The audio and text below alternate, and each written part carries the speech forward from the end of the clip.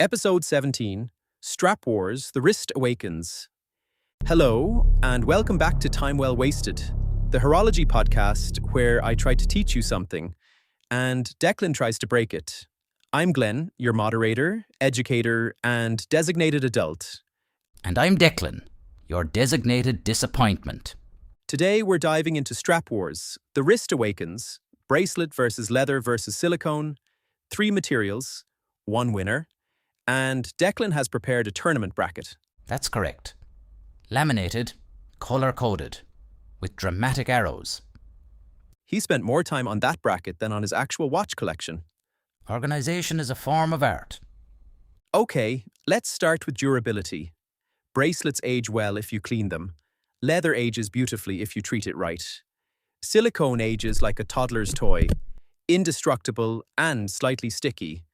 I wore a silicone strap for a week straight once. It smelled like chlorine and fear. That sounds gross. Because you wore it in the shower? I was testing it. Scientific method. Your scientific method is do the thing you're not supposed to do and see if it explodes. Let's not forget your kitchen adventures. And sometimes it does, which is exciting. Maintenance-wise, leather needs conditioning, bracelets need cleaning, silicone needs you to stop chewing it. I bet you're confusing me with my dog. I wasn't chewing it. I was thinking with my mouth open. You left teeth marks. That's how you know it's mine. Comfort is key. Leather breathes differently depending on stitching and lining. Bracelets depend on end-link fit. Silicone is great for summer, diving or sweating. Or panicking. Or running away from bees. Oh gosh, why would you be running from bees? I wore a yellow strap once. They thought I was one of them. That's hilarious. Did you try to communicate? I panicked and screamed. Bees don't like screaming. Okay, let's move on. Quick change systems are brilliant. Swap a strap in 30 seconds. Pretend you own 3 watches. I tried to do it in 30 seconds. I dropped the spring bar.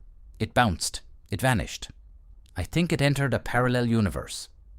I must warn you, spring bars are interdimensional travelers. If anyone finds one in the Midlands, it's mine. Please return it. I'll give you a biscuit. A biscuit? A good one. Chocolate on top. Maybe even a digestive. Double chocolate. Yes. A tapered strap makes a watch look smaller. A straight strap makes it look chunkier. I once put a straight NATO on a dress watch. It looked like a rebellious teenager at a wedding. You said that last week. And it's still true. Teenagers don't change.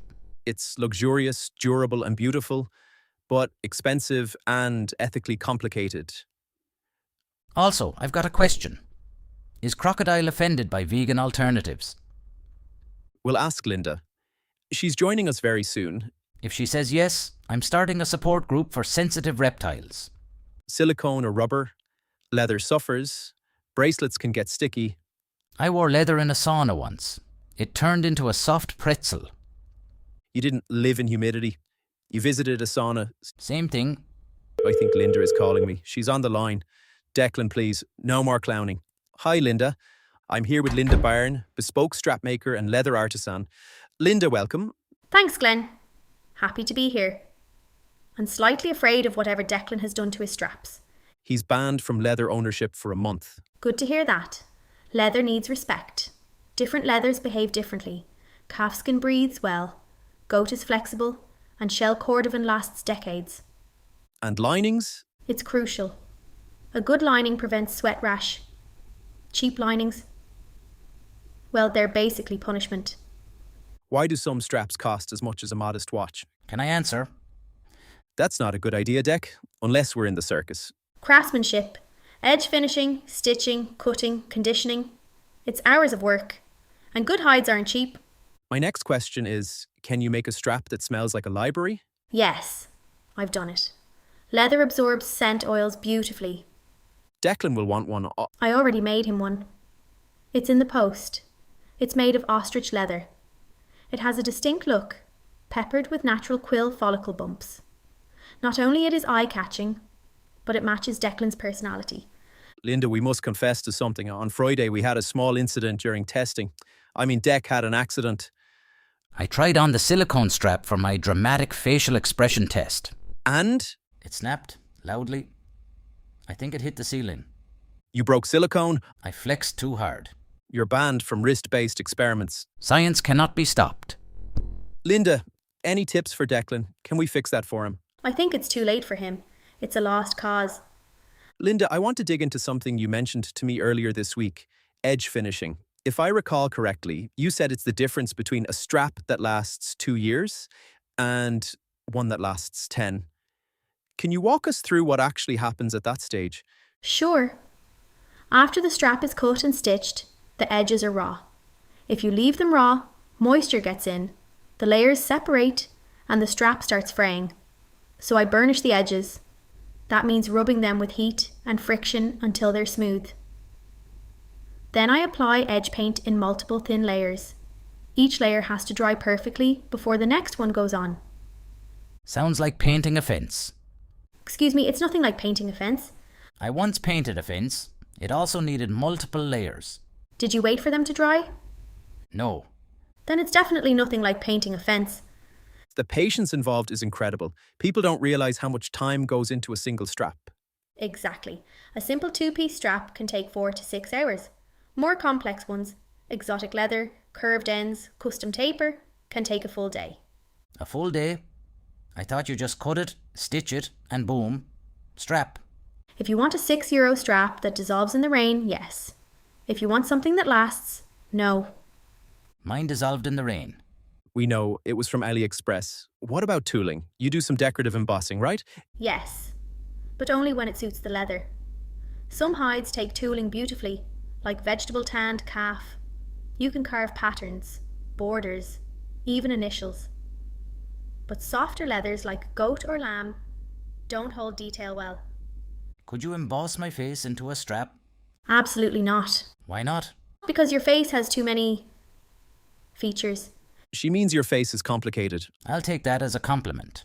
Okay, let's talk buckles. People underestimate how much they affect comfort. Oh, massively. A cheap buckle can dig into your wrist or loosen over time. I prefer solid stainless steel or brass. And the shape matters. Rounded edges are more comfortable, especially for people with bony wrists. My wrist is majestic. Your wrist is loud. Loud? Wow. Yes. It makes statements. Usually bad ones. Well, something listeners ask a lot. How do you determine strap length? I measure the wrist and consider how the watch sits. Some watches have long lugs, so you need a shorter strap. Some have short lugs, so you need a longer one. And then there's personal preference. Some people like the tail long, some like it short. I like mine medium. That's not helpful. It's helpful to me. Good for you, Declan. Linda, what's the most common mistake people make when ordering custom straps? They guess their wrist size. They don't measure. They say, I think I'm a 7-inch wrist. And then I get a message saying, it's too tight, or it wraps around twice. I once ordered a strap that fit like a belt. Haha. You probably measured your waist. Actually, I did. Of course you did. Linda, you mentioned exotic leathers earlier. Crocodile, lizard, ostrich. How do you handle the ethical side? I only buy from certified suppliers. Everything has to be traceable and legally sourced. And I always tell clients, if you're uncomfortable with exotic leather, don't buy it. There are amazing alternatives now. Embossed calf that looks like croc, vegan materials that mimic texture. Is Crocodile offended by vegan alternatives? Asking for a friend. No, Declan. Crocodiles don't care. I think they do. They don't. He's been asking that question all week. He asked me, his wife, his dog. I'm not surprised. When we talked earlier this week, you mentioned some unusual custom requests. Any others? Oh, loads.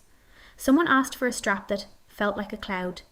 Another wanted a strap that matched his favourite sandwich. And one man insisted his strap should evoke the emotional tone of autumn. I want a strap that evokes the emotional tone of Tuesday. Tuesday doesn't have an emotional tone.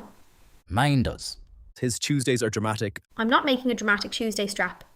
Before we finish, what's your favourite strap to make? Shell cordovan, definitely. It's smooth, dense, and polishes beautifully. It's a joy to work with. And goat is underrated. It's flexible, durable, and perfect for everyday wear. What about silicone? I don't make silicone straps. Coward. Silicone is for factories, not workshops. and for Declan's dramatic wrist. My wrist is a stage. A chaotic stage. Linda, this has been brilliant. Thank you for sharing your expertise and your patience, especially with Declan. Thank you. And Declan, please stop boiling leather. No promises. I expected that. We'll have you back next week if you're brave enough. I'll bring protective gear. So, after talking to Linda, I would say that strap choice is personal. It changes comfort, aesthetics, and even case perception. It's the easiest way to give your watch a new personality. Like putting a tuxedo on a potato. Why would you... Don't judge my metaphors. Okay, we are about to wrap up. Next week, we'll dive a bit more into Japanese watches. Seiko, Citizen, Casio, plus more from Linda, if she's willing to return. She will. I'm charming. That's debatable. Linda, are you there? You see, Dec, she's gone. So, if you like Glen&Dec Time Well Wasted, subscribe, leave a review, and visit Horology Guide for deep dives and buying guides. Send us your strap horror stories and challenges. Preferably ones that don't involve drills. Or do involve drills. I'm a big fan. Keep your crowns tight. Ask any questions about Japanese watches, but not in Japanese. And keep your spring bars tighter. And do we have any questions from our listeners this week? Oh yeah, good memory, Declan. We're short on time, so let's pick one question. The best one. I got it. We've got a fantastic question this week from Mikael in Denmark. And honestly, this might be one of the best strap questions we've ever received. Will you read it? Hey Glen and Declan. In Denmark, we have cold winters, warm summers, and bicycles everywhere. My question is, which strap material handles the constant temperature changes? Sweat from cycling and the occasional Viking level rainstorm without turning into a soggy noodle or a wrist sawing torture device? And bonus, does leather behave differently in Scandinavian cold compared to Irish cold? A soggy noodle is exactly what my leather strap became that time I cycled in the rain. You weren't cycling. You were running to the shop for crisps. It was intense cardio. Anyway, Mikael, brilliant question. Denmark's climate is actually a perfect torture test for straps. Cold mornings, warm afternoons, humidity, rain, and constant movement from cycling. And Vikings. There are no Vikings. Not anymore. But you never know. Right, so silicone handles sweat and rain best, but can feel sticky in cold weather. Bracelets handle temperature changes well, but can get icy on winter mornings. Leather stiffens in cold Scandinavian air more than in Ireland, because your winters are sharper. So Danish leather is basically frozen bread. No, Declan, it's just firmer until it warms on the wrist. I have an impression you're not in a good mood. Frozen bread? Please stop. I will not. Mikael, Linda has left, so I will answer. The best all-rounder for Denmark is probably a high-quality rubber or FKM strap, flexible, weatherproof, and comfortable for cycling. Leather works, but only if it's lined properly and conditioned regularly. And bracelets are great unless you hate the feeling of cold steel at 7 a.m. Cold steel wakes you up. It's like a wrist alarm clock. A painful one. Agreed. Effective though. Thank you for the question, Mikael. Genuinely excellent. Dec, you have finally agreed with me on something. It's time to go. See you next week. Hey.